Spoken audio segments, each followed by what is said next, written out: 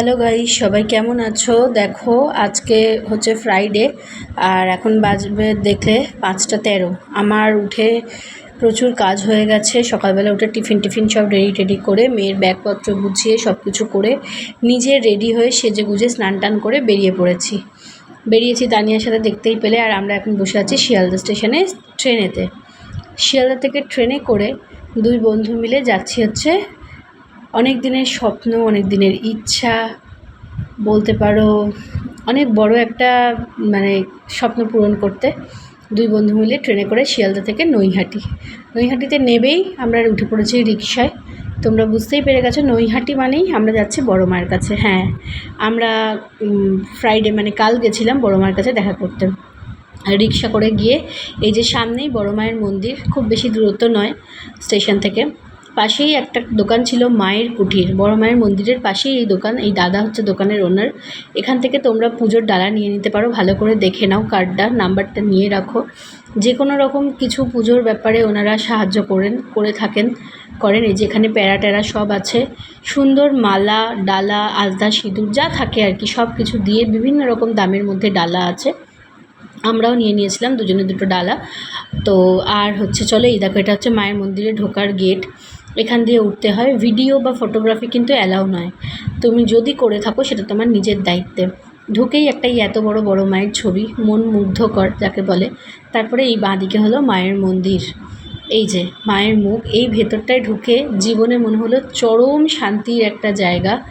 জীবনের ভীষণ বড় একটা পাওয়া হয়তো পেলাম, মায়ের দর্শন করতে পারলাম। ভীষণ ভালো লেগেছে। মাকে পুজো দিয়েছি, আনন্দ করেছি। পুজো দিয়ে বেরিয়ে আমরা প্রসাদ খেলাম। আর এই দাদা আমাদেরকে একটা প্যারার টেস্ট করতে দিয়েছিল। সত্যি প্যারার কোয়ালিটি খুবই ভালো আর টেস্ট একদম ডিফারেন্ট। আমরা একটা খেয়ে হয়নি, আরও একটা চেয়ে খেয়েছিলাম দুজনে মিলে। আর তোমরা যদি যাও বড় মায়ের কাছে, অবশ্যই এই দাদার দোকানে যেও। দাদার দোকানের সত্যি, মায়ের কুটির নাম, দাদার দোকানে সত্যি দাদার ব্যবহার খুব ভালো। ওনারা সমস্ত রকম কিছুতে হেল্প করে দেন, সমস্ত কিছু। ওখানে কোনো চুরি জোচুরি এইসবের ব্যাপার নেই, কিচ্ছু নেই। দোকানে জুতোটা খুলতে হয়, এই যে দেখে নাও কার্ডটা আরেকবার, মায়ের কুটির। ওখানে জুতো খুলে রেখে যেতে হয়, যেরকম অন্যান্য মন্দিরে থাকে। কিন্তু আমি বলবো ব্যবহারটা মানুষের খুব ইম্পর্ট্যান্ট, আর সত্যি ওনাদের ব্যবহার খুব ভালো। যাই হোক, মায়ের কাছে পুজো টুজো দিয়ে আমরা একটু গেছিলাম সামনে গঙ্গার, মায়ের বিসর্জনের ঘাটে গঙ্গা ঘুরতে। ঘুরে ঠুরে এসে আমরা এই যে একটা কচুরির দোকানে ঢুকেছি কচুরি খেতে। এখানে তোমার গঙ্গার ঘাটটা পড়ছে ডান দিকে, আর বাঁ দিকে মায়ের মন্দির, মাঝখানে হচ্ছে এই দোকানটা। দেখে নাও, বরুণের হিঙের নিরামিষ কচুরি। ভীষণ সুন্দর দোকানটা সবথেকে যেটা আমার ভালো লেগেছে সেটা হচ্ছে পরিষ্কার পরিচ্ছন্নতা। কচুরির দোকানের যে কালো কড়া, কালো তেলে বারবার একই তেলে কচুরি ভাজা, সেরকমটা একদম নয়। কাকু এখানে বসে আছেন, কাকু বেশ সদাহাস্য মানুষ, খুব মজার কথা বলছিলেন, ভালো লাগছিল। খুব পরিষ্কার পরিচ্ছন্নভাবে ওনারা তেল দিয়ে পরিষ্কার কড়ায় একদম গরম কচুরি ভেজে দিচ্ছিলেন। এই যে এখানে তিনজন দাদা কাজ করছে, তিনজনেরই ব্যবহার খুব ভালো। কোনো সমস্যা হলে, কিছু হলে উনি সমস্তটা বলে দিচ্ছিলেন। আর দাদাকে আমি জিজ্ঞেস করছিলাম যে কচুরির পুরটা কী দিয়ে।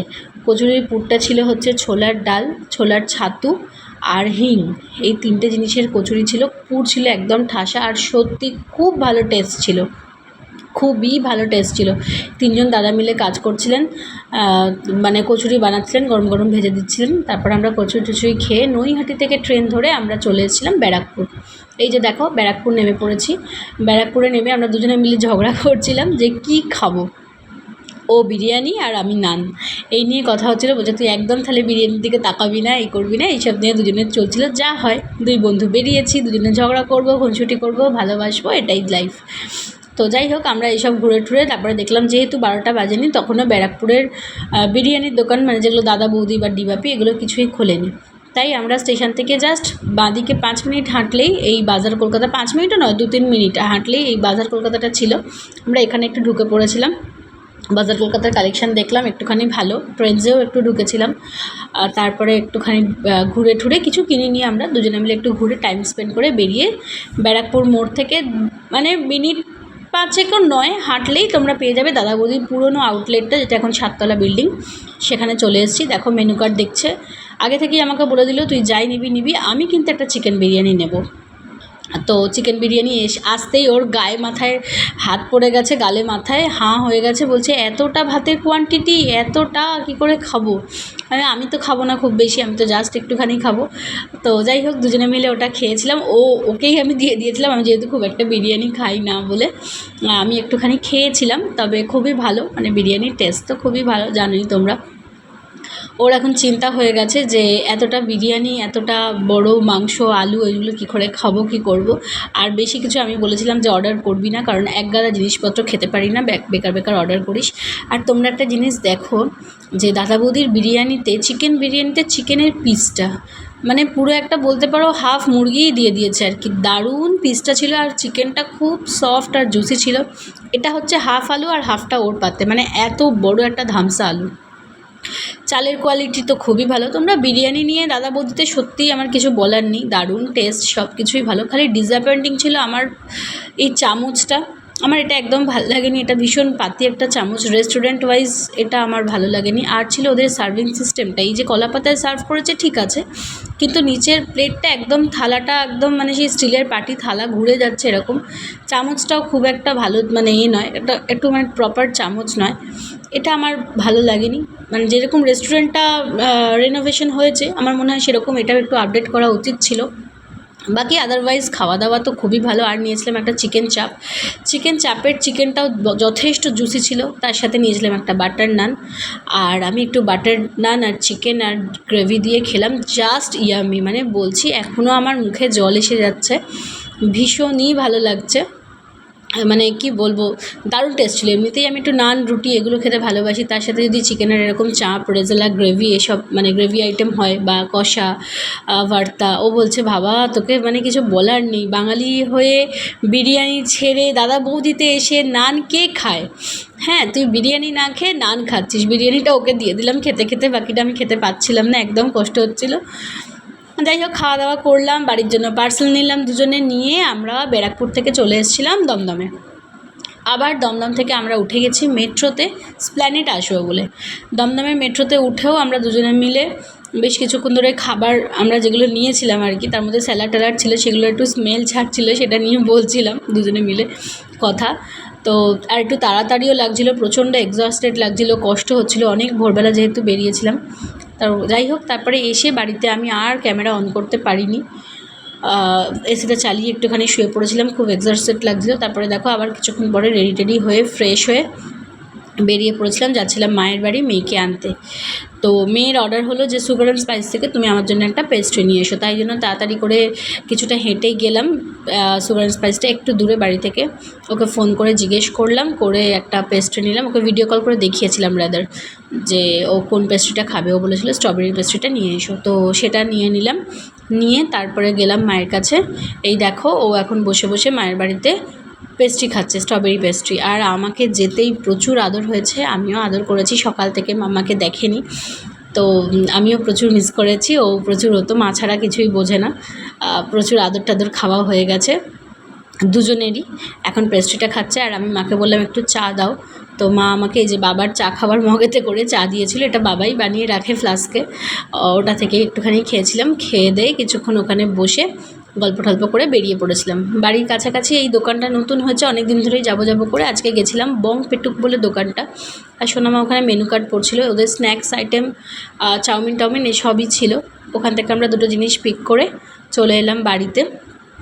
বাড়িতে এসে সত্যি ভীষণ টায়ার্ড লাগছিলো সারাদিন পর, মানে আর যেন পাচ্ছিলাম না, শরীর দিচ্ছিল না। তারপরে যাই হোক, কিছু তো করার নেই, যেগুলো কাজ রেগুলার করতেই হবে। আমি তো সন্ধে টন্ধে দিলাম, তারপরে সোনামা একটুখানি হোমওয়ার্ক ছিল সেগুলো করলো। আর এই দেখো আমার এখানে একটা ঠোঁটের ইনফেকশান হয়েছে, ভীষণ কষ্ট দিচ্ছে, কথা বলতে কষ্ট হচ্ছে, খেতে কষ্ট হচ্ছে, করতে কষ্ট হচ্ছে। যাই হোক, আমরা বংপেটুক থেকে নিয়েছিলাম চিকেন পপকর্ন, সেটাই আগে এসে সন্ধেবেলা সোনামা খেলো, আর খুবই ভালো ছিল। আমরা 10 পিস নিয়েছিলাম, 10 পিসেস, দারুণ ছিল এই চিকেন পপকর্নটা, পুরো সলিড চিকেন ছিল, যেমন জুসি ছিল সেরকম টেস্টি ছিল, তার সাথে আর কাসুন্দি আর স্যালাড দিয়ে খেতে খুবই ভালো লাগছিলো। তারপরে এটা খেয়ে নিয়ে সোনামা একটুখানি স্কুলের হোমওয়ার্কটা করে নিল, আমি তো বলবো মাস্ট ট্রাই এটা, মানে আমি এতক্ষণ ধরে খাচ্ছি আর ভিডিওটা করছি। তো যাই হোক, এটা খেয়ে ঠেয়ে নিয়ে তারপরে সোনামা একটু হোমওয়ার্ক ছিল সেটা করে নিল, নিয়ে ওদেরকে ডিনার দিয়ে দিলাম, ওকে আর ওর বাবাকে। দেখো দাদা বৌদি থেকে এনেছিলাম হচ্ছে মাটন বিরিয়ানি ওদের জন্য। ও সোনামা মাটন বিরিয়ানি খেতেই বেশি ভালোবাসে, মাটন খেতে বেশি ভালোবাসেও। তো ওদের জন্য নিয়ে এসেছিলাম। দাদা বৌদির মাটনের পিস নিয়ে বা চিকেনের পিস নিয়ে কিছু সত্যিই বলার নেই, বা কোয়ান্টিটি নিয়ে একজনের জন্য সাফিসিয়েন্ট কোয়ান্টিটি। তো ওকে আর ওর বাবাকে খেতে দিয়ে দিলাম, ওরা খাচ্ছিল। খেতে খেতে আমার মেয়ের সাথে আমার ঝামেলা চলছিল হচ্ছে নাল্লির পিস নিয়ে। এই যে দেখো এসে কি খুশি মাটন বিরিয়ানি দেখে, আবার মাটনের নাল্লির পিস দেখে আরও খুশি হয়ে গেছে, বলছে আমি খাবো আমি খাবো। আমি বলছি না আমি খাবো, তো এটা বলছে না আমি খাবো। তো ও তো খাবে কত তা জানি, শুধু খালি খাবো খাবো, এটা খাবো ওটা খাবো, এই আর কি ওর নেচে। তো ওকে তারপরে দিয়ে দিলাম, ওকে খেতে দিয়ে ওর বাবাকে খেতে দিয়ে আমি আমার জন্য ভেবেছিলাম কিছুই খাবো না, ডিনারটা স্কিপ করব। তো যাই হোক সেটা আর করিনি। আমরা চিকেন পপকর্নের সাথে ফিশ ফিঙ্গারও নিয়েছিলাম, সেটা খাওয়া হয়ে গেছিলো দুটোই। আর ও এখানে মাটনটা খাচ্ছে, একটুখানি বিরিয়ানি খেয়েছে। আমি বললাম কেমন লাগলো, বললো খুব ভালো। তো আর আমি খেয়েছিলাম হচ্ছে একটুখানি ব্রেড ফ্রেঞ্চ টোস্ট করেছিলাম। আমি আর ডিনারটা স্কিপ না করে এগুলোই খেয়েছি। তারপরে ও ওই যে ভাত নষ্ট করেছে সেটা মানে আমি খেয়ে নিলাম, ও আর খেতে পারিনি, একটুখানি চিকেন আর দুগাল ভাত খেয়েছিল। তো এই ছিল আজকে আমাদের দিনটা, কেমন লাগলো জানিও। টাটা।